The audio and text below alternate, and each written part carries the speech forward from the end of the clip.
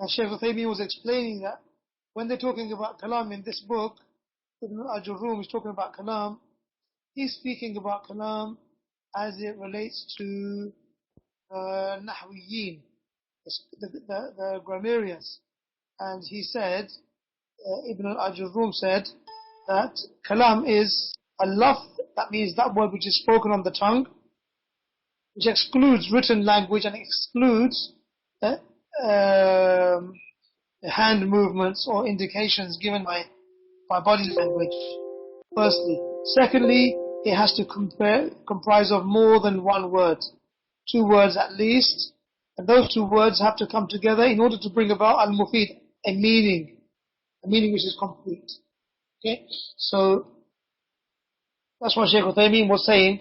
There's no point saying Kitab al-Talibi, the student's book, because that hasn't given us any extra information. What about the student's book? What about Kitab al-Talibi? Is it good? Is it new? Is it old? Is it big? Is it small? Is it blue? Is it lost? Is it found? Kitab al-Talibi, the book of the student, that's just 2 words put together. It doesn't give, it's not mufid. It doesn't give us any information. So Ibn al-Ajurrum, he's speaking about al-Kalam, or let's loosely say words or speech. What is being discussed in this book is called al-Kalam. He defined it by saying it is al-lafz. Shaykh Uthaimeen says that means it's not kitaba, not writing, and it's not ishara, which is body language or hand indications. It is murakkab, meaning it's not one word alone, unless that one word has got another word implied. That's the only time that one word will be considered murakkab. Shaykh Ibn Uthaimeen used a term. He said taqdeeran, he said, I think, I can't remember the word that he used, taqdeeran or tasrihan, I'm not sure if that's the word that he used, but he said either it is actually there in reality, 2 words you can see physically, or a word which is implied. For example, the Shaykh said, the example might be, for example, qum, stand. It's 1 word. What's the implication here? You stand. Qum anta. So that's 2 words. In actual fact, even though 1 word is only visible or heard, but the implication is 2 words. Al-Mufid, that those 2 words, when they come together, they bring about some type of meaning for the person who's listening to it, so he understands some information, even if that information is something that he already knows, or it is obvious information. Okay? And the 4th, so this is 1, 2, 3, and the 4th one, bil wad'i. That was where we finished last lesson. Shaykh Uthaimeen explaining the meaning of wada'. Ibn Ajurrum saying Kalam is word, a spoken word, which is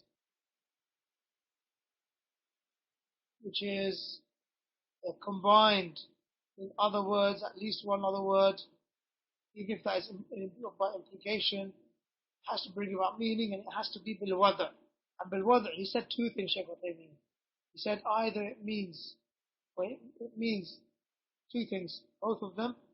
Either it means a person who said those words, he intended to say them. He wasn't sleep talking. He wasn't not in his senses while he said those words. He intended those words. And secondly, bil wada' al-Arabi, meaning it is in Arabic language, as the Arabs would have placed it. Okay? Let's have a look over here, the comments, because my screen, I have to make it wide, so your comments are hidden from me. So grammatically, is Kalam. Yes, Ismail.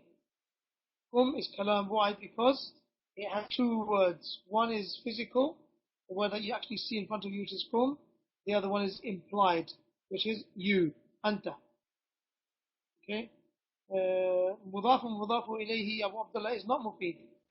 Because just by saying Kitabullahi, I haven't said anything to you, anything about it. Unless I say to you, for example, Hadha Kitabullahi. Yeah? Or Kitabullahi Azim. is great, or something like that. Abshir says, but isn't the one word or more refer to nouns, or does it include verbs as well? It definitely includes verbs as well.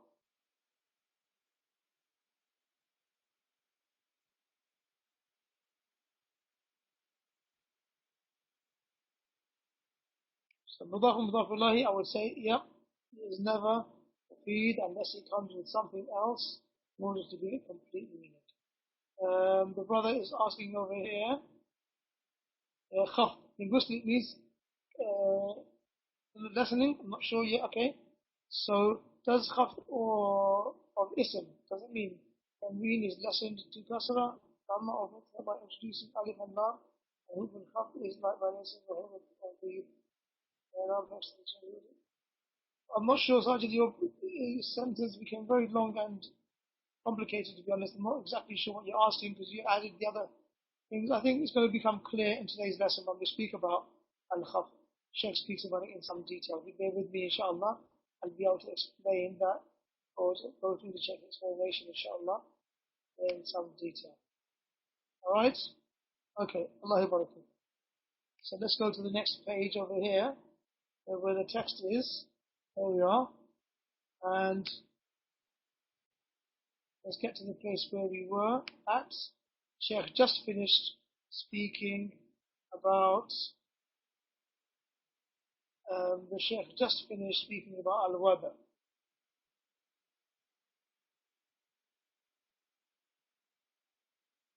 Down to it just before aqsam al-Kalam. And here's the point that he asked the question. So therefore, what are the four aspects of kalam? He said, al-lafz, al-murakkab, al-mufid, al-wada. Okay? And these four things have to be there in order for them to be considered kalam. The Shaykh asked the question. Supposing somebody asks, how about Bismillahir Rahmanir Rahim? In the name of Allah, the All Merciful, the bestower of mercy. Is that, my brothers, is that kalam? Give the answer please in your chat box. Bismillahir Rahmanir Rahim. We're not reading the rest of what the Shaykh said, covering that up. Just Bismillahir Rahmanir Rahim. In the name of Allah, Ar-Rahman Ar-Rahim. Okay, so your brothers are saying yes. The Shaykh asked the question, is it haqiqatan, that was the word he used, or is it taqdeeran? Is it implicit or is it implied? Is it implicitly kalam, or is it implied? Jazakumullah khairan. It's implied. Well done, brothers. And what is the actual implication here? What do we understand from that? We have the actual words, Bismillahir Rahmanir Rahim. What's the actual words which are implied? Allah barak feek Muhammad. Whether it's I begin, whether it's I eat, whether it's I write, whatever action you're doing at that time, that's what you imply. Allah, well done, Nihal. Depending on what the person is doing, so it's hidden, it's implied. That's what the Shaykh said over here. At-taqdeer Bismillah Aqra. And if the taqdeer of Iqra is not there, or the implication of what the person was doing is not there, this is not kalam. Okay. And the Shaykh gives one final example. This sentence here, or these words, Ar-Rajulul Qadirul Bari'ul Fahim. The well-abled, skillful, knowledgeable man. That, kalam, the well-abled, skillful, knowledgeable man. Why not, my brother? Why not?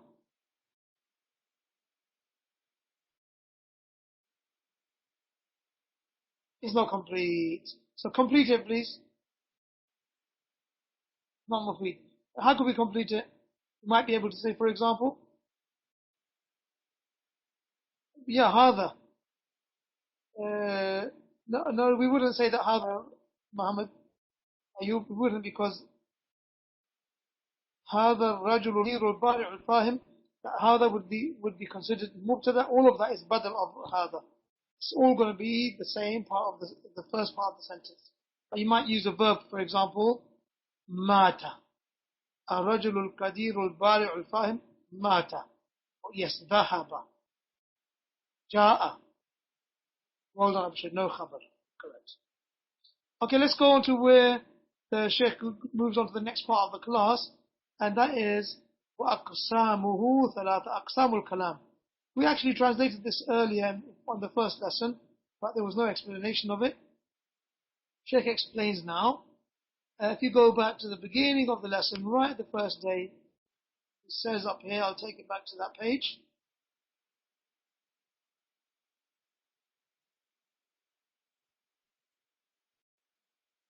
al-Kalam, al-Lafz, al-Murakkab, al-Mufidu, al-Wada. وأقسامه ثلاثة اسم وفعل وحرف جاء لمعنى. Okay, the three aspects of Kalam, meaning the three types of Kalam, or parts of Kalam, parts of speech, what we call. The parts of speech are three. What are those three?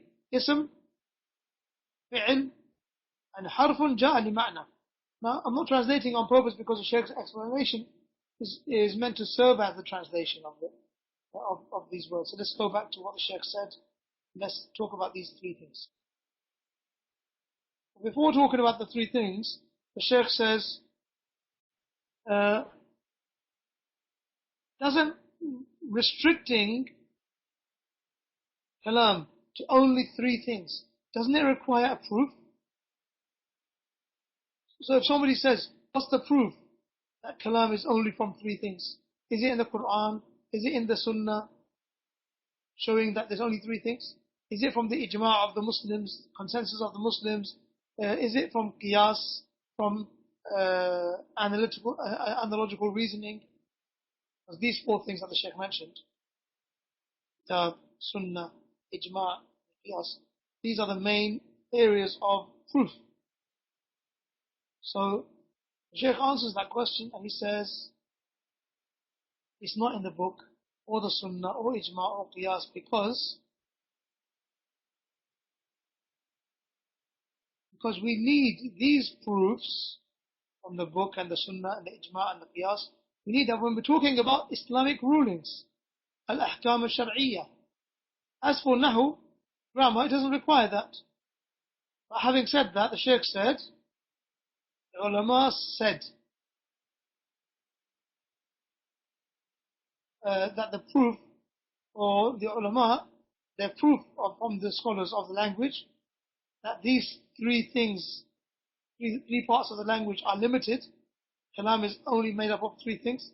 It is from their, what they call a tatabbu' wal istiqra', meaning encompassing their encompassing knowledge and being well versed with the language. When they looked at the words of the Arabs and the language of the Arabs, they found that every aspect of Arabic language and Arabic speech was restricted to one of these three things. Either it was ism, either it was fi'l, or either it was a harf, ja'a li ma'na. Ja'a li ma'na, the Shaykh is going to explain. Meaning a particle, in Arabic, a particle. Okay, so for example,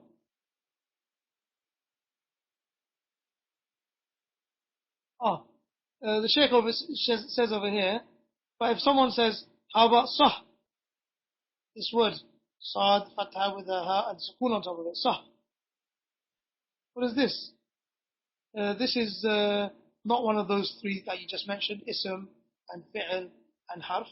This is known as ism fi'l. As you brothers know the ayah in the Quran, وَلَا تَقُلْ لَهُمَا أُفٍّ. Uffin. Uff.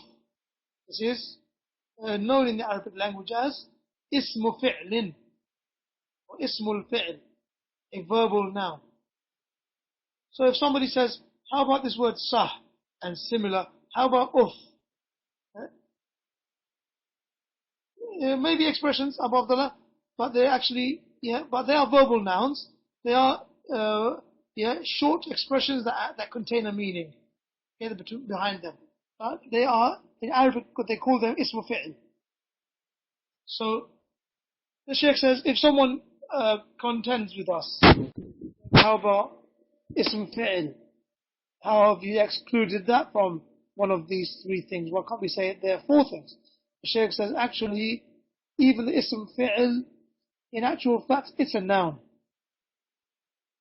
Because nouns, al-ism, is of two types. Ism khalis, which is simply a noun that you know, Kalamun, kursiyun, baytun, masjidun, miftahun, sarirun, maktabun, all these names that you know. And ismu fi'lin or ismul fi'l is also considered to be from the asma, from the nouns, like sah, sahin, and bakh, bakhin, and uff. Okay.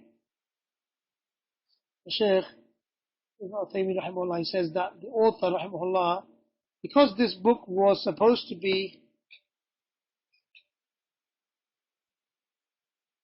for the beginners,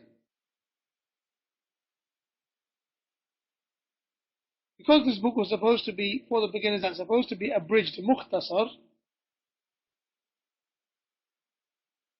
the Shaykh gave a brief explanation of what al-ism is by talking about how you recognize an ism. Okay? Meaning, the Shaykh didn't give a detailed definition of what the word ism actually means. But what he did was he defined it with the signs that surround it. Okay, what does all this mean? Some grammarians, the Shaykh says, they say that an ism is a word that has meaning in itself, in and of itself. And it has no relation to time. If I say to you, Qalamun, does that give you a feeling of past, present, or future? Or just the object itself? Answer, I think quite clear, just the object itself. With no time attached to it. Jazakallah khair. Okay? As for a verb, however, a fi'l, then it's a word which has a meaning in itself, but it also attaches itself to a time frame. Dhahaba, it's in the past. Yadhabu, it's in the future or in the present. Sayadhabu, he will go. So it has a meaning in itself, right? But it also, what does it add to its meaning? It also adds time frame. Thank you, Sajid. And then the last thing that the Nahwiyin, they said, al-harf is a word that hasn't got a meaning in itself. Okay? The meaning appears once it's joined to another word. Now, Shaykh Ibn Uthaymeen says, first and foremost, when you're speaking to a beginner in Arabic language, then this is going to make things complicated and difficult, and the benefit from that is also quite limited. The benefit is also quite limited. So, so that's why we say, give us the signs that will let us know, is this word an ism or what is this word? Is that clear, brothers, inshallah? Winter, yeah, sorry, here we are. لكن هذا في الحقيقة مع صعوبته على المبتدئ فائدته قليلة. This discussion about the actual meaning of ism compared to fi'l and compared to harf,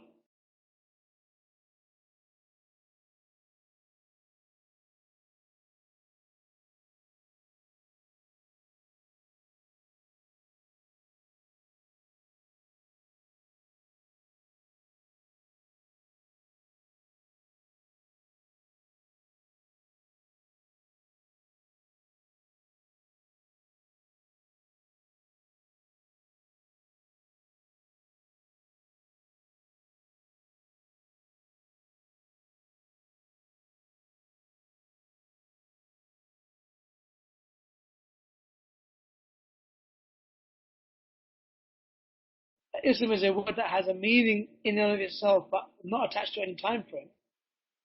And a fi'l is a word that has a meaning of itself, and is attached to a time frame. And a harf is a word that doesn't have a meaning in itself. It has a meaning once it's attached to another word. That doesn't mean anything to a beginner in the language. He wants to know this word in front of me. Is it an ism? Is it a fi'l? Is it a harf? How am I supposed to know? So give me the signs that will tell me what this word is. So Ibn al-Aajrummiyyah, knowing that he wrote this book for the mubtadi'een, for the beginners, he says, فَالْإِسْمُ يُعْرَفُ بِالْخَفْضِ وَالتَّنْوِينِ وَدُخُولِ الْأَلِفِ وَاللَّامِ وَحُرُوفِ الْخَفْضِ.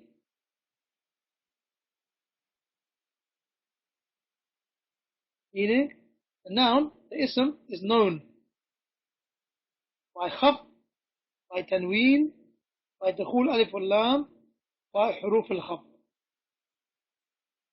As you can translate it, Shaykh is about to explain it, and his explanation serves as the translation, inshallah. Shaykh says, arba'u alamat. There are 4 signs to know that a word is a noun.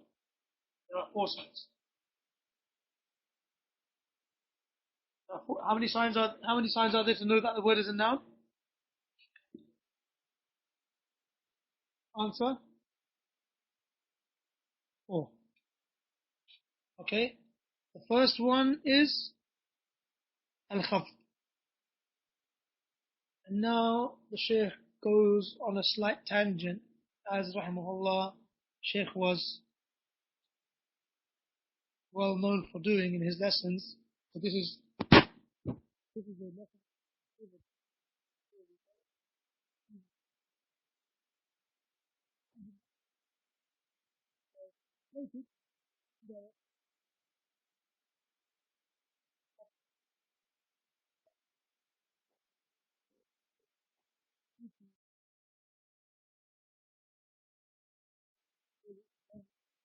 Basically, in Arabic language, for just for the sake of for your further studies later on, inshallah, you will soon come to know that there are two main um, groups of scholars amongst the grammarians. It's okay, Abu Sumaya. I didn't go very far. I'm just on the same topic. So there are two main groups of scholars amongst the grammarians: scholars from Basra in Iraq and scholars from Kufa, also in Iraq. Okay, and they have some slight differences of opinion amongst them, of mainly in terminology, what they call things. That doesn't really make a difference to us. What makes a difference to us is how do you know this word is a noun? The first thing is, as Ibn al-Ajurrum said, bil-khaf. Shaykh Uthaimeen says, al-khaf means al-jar.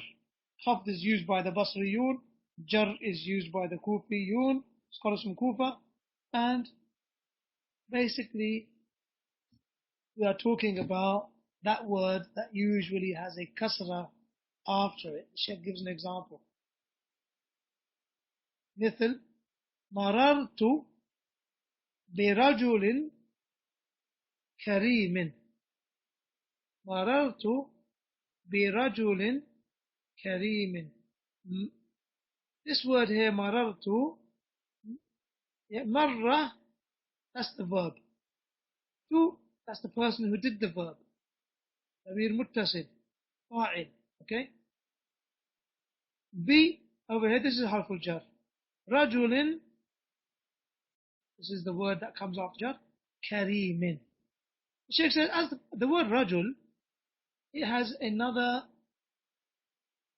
way of knowing that it is an ism, other than the kasra at the end of it. We know it's an ism because it's got a harf jar. Remove the board. The board back, please. Yes, because it has a harf jar.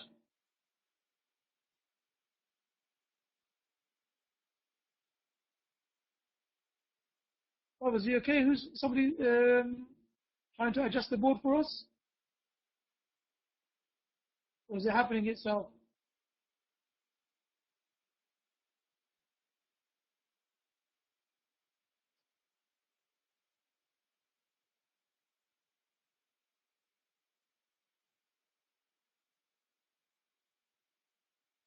Okay.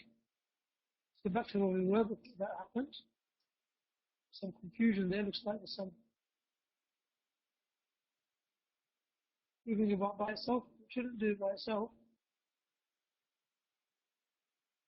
Page 15, for example. Okay, where is that?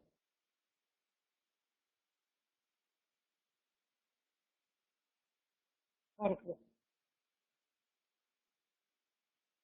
مررت برجل كريم. Well, Muzammil, can you tell me how much time we have left? Because I didn't make a note this time of when we started. We should move to the side of the room because it's showing me red. Right? My sound quality is poor.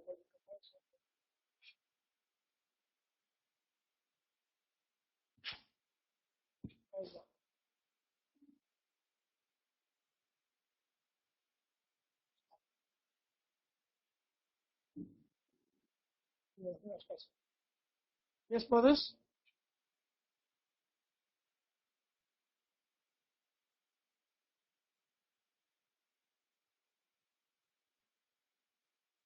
So, the rajulin, we know that this is ism because it has a harf al-jar. But how about karimin? Shaykh says, as for the word rajul, it has another sign next to it, which is the harf al-jar. So, kareem, what is the sign on the word kareem that tells us that it is a noun? Answer, al-khaf, meaning it has been given a jar on the end of it, which is the kasra.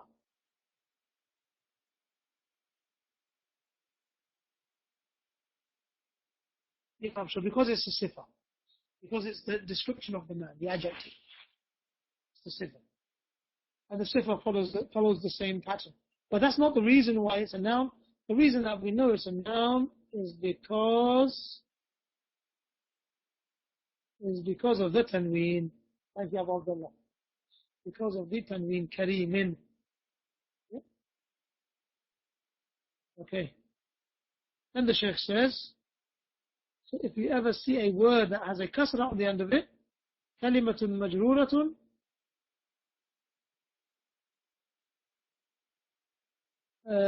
then you know that this is an ism. Also, a tanween. Second sign is that a word has a tanween. Tanween is found only on a word that is an ism.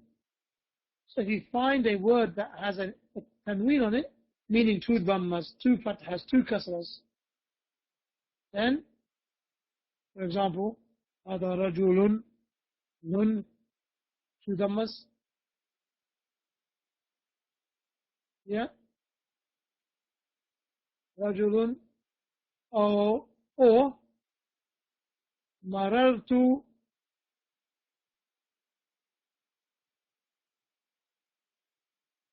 is again, the ball seems to be moving around again. Alright.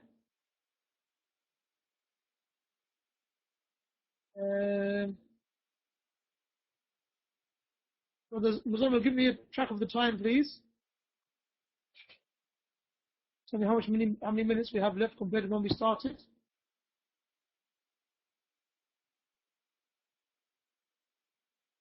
38 minutes, okay. So we have 2 or 3 minutes left. So he said over here, also a tanween. Tanween is what you know a noun to be by that. And for example, هذا رجل. The word رجل, is it a noun or is it a verb? Is it ism or is it fi'l? Answer, brothers. It's an ism, definitely. How do we know that? Because of the tanween. Shukran abshir. So this time remaining is not really what we're looking at, because it's not accurate to where we started the lesson. It was at the beginning that we haven't started. Alright? Then the Shaykh says, a tanween. Another example, marartu birajulin. This word here, rajulin, it has more than one way of knowing that it is an ism. It has 2 signs. One is a khaf, which is the kasra, and the other one is that the kasra is in tanween. Because of the jar, Abu Abdullah, well done, and the tanween, yeah, correct. And also it has khaf or jar kasra. So, and it has two of them, tanween. Khaf and tanween. What's the third sign? Dukhul al-alif wal-lam.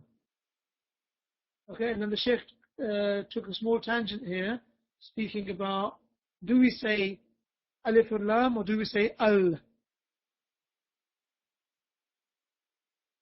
As long as we understand what we're talking about, that's what's important. Okay, so Abshir, if you are from Kufa or you agree with the Kufis, then you say alif wal-lam. If you're with the Basris, then you say al. Okay? And again, after discussing this point as a point of side benefit, just to keep the interest of the students who have further in-depth in the language, the Shaykh concludes by saying it doesn't actually matter what you say, but what's important is that you know what we're talking about. So, let me just skip all of that for the sake of brevity. The Shaykh says, let's go down again more to get the end of that. There it is, right at the end. There, look the Shaykh says, هذا الخلاف, do we say alif wal-lam or do we say al? Does it have, is anything attained from it? Shaykh says, لا يترتب عليه شيء. This is just a difference of opinion. This is a semantic difference. The word, a semantical difference of opinion of how you say something. That doesn't actually make any difference whatsoever in the rulings. So the Shaykh says, finally, in any case, when you find a word that has alif or lam on it, you should know that this is an ism. For example, al-laylu fi hadhihi al-ayyami qasirun. الليل في هذه الأيام قصير. الليل, it has got the signs of a noun. That is alif wal lam. And also the word qasir. It has got some signs of a noun. What are they? قصير. Tanween. Tanween. Are there any other nouns in that sentence, brothers? The Shaykh gave us an example. الليل في هذه الأيام قصير. الأيام. And what are the signs of al-ayyam being noun? Alif lam, good. And the jar, exactly. Well done. Somebody might even say fi, but actually fi is giving the jar to the ism ishara. This is badal of the ism ishara. And then lastly, the Shaykh says the fourth one, the huruf al-khaf. That's the fourth sign. If you see one of those huruf al-khaf coming upon a word, then you know that that word is a noun. And then the Shaykh now is going to go into detail of what those huruf al-khaf actually are and what they mean. Yeah? Now, in the meantime, inshallah, we're going to stop our class there, barakallahu feekum, because I know how late it is in India. Jazakumullah khair for your patience. We're going to stop the class there. And the Shaykh has got some revision questions that he's pasted in his book, written in his book over here. And what we're going to do is, I'm going to get those questions written up in English, inshallah, and the brothers will send it out to you all, and I would like you to answer the questions to the best of your ability, based upon your notes, not based upon the book. Meaning, don't open the book or download the book and try to get the answers straight from there, based upon what you have heard so far in the last 2 or 3 lessons, and what you remember of the classes and what you wrote down in your notes. Answer the questions based upon that, inshallah ta'ala. Okay, any quick questions before we leave? Allah barak feekum. تفضل أخي. You too, أخي. Professor Sajid, your yes, was that to a question or what was it for?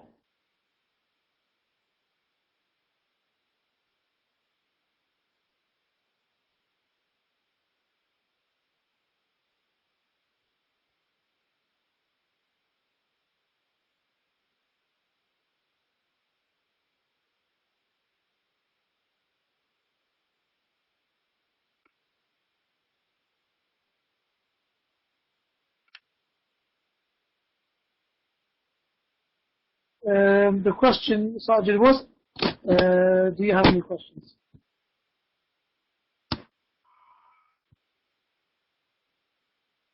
Okay, it seems that there are not any questions. Alhamdulillah. Of course you can. Yes, Nihal, you can listen to the lectures again before answering the questions. You can, inshallah. But I would really highly encourage you to take notes while the lesson is going on, much as you can, inshallah. And then after the lesson finishes, read over your notes. Some people say that when you finish a class, you should read over your notes straight away. And then that will stay with you in your mind for 24 hours. And when you read it, and then after 24 hours, if you don't read it again, it will disappear. So you should read it again. And if you read it again, it will stay with you for 1 week. And after 1 week, that knowledge will disappear from your mind. But if you read it again after 1 week, it will stay with you for a month. Of course, these are approximations and generalities, or generalizations. But this is a method that some people use and mention. So whenever you write some notes, you read them straight away after the class. And that should remain with you for 24 hours. You should be able to speak about it and talk about it and think about it for 24 hours, after which it will soon lapse.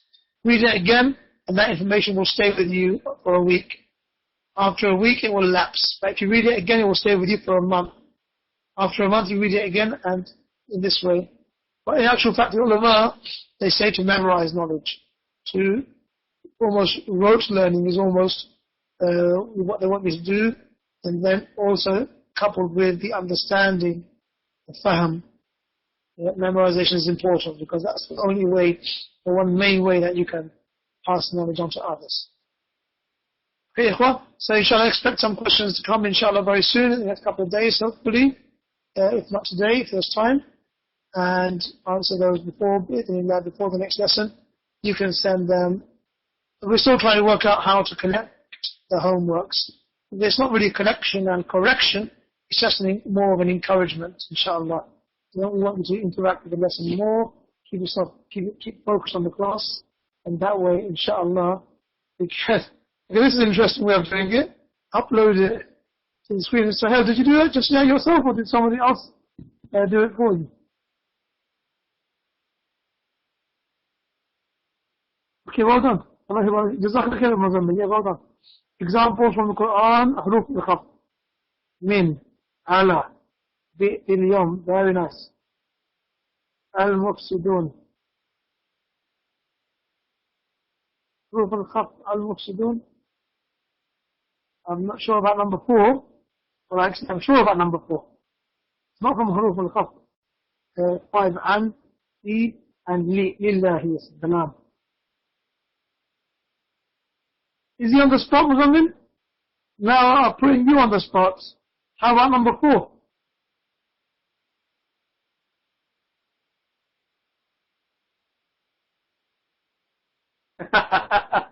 Muzammil? You got yourself out of that one.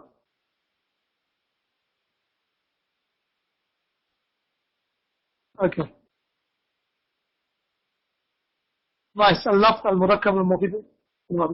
جزاك الله خير أخي سهيل and Muzammil and all of the brothers. Bless you all for your efforts. So yeah, we are, inshallah, Muzammil, we'll come together and we'll work out how to get the homeworks arranged. Okay, جزاكم الله خيرا. والله أعلم. وصلى اللهم وسلم على نبينا محمد وعلى آله وصحبه وسلم. والسلام عليكم ورحمة الله وبركاته.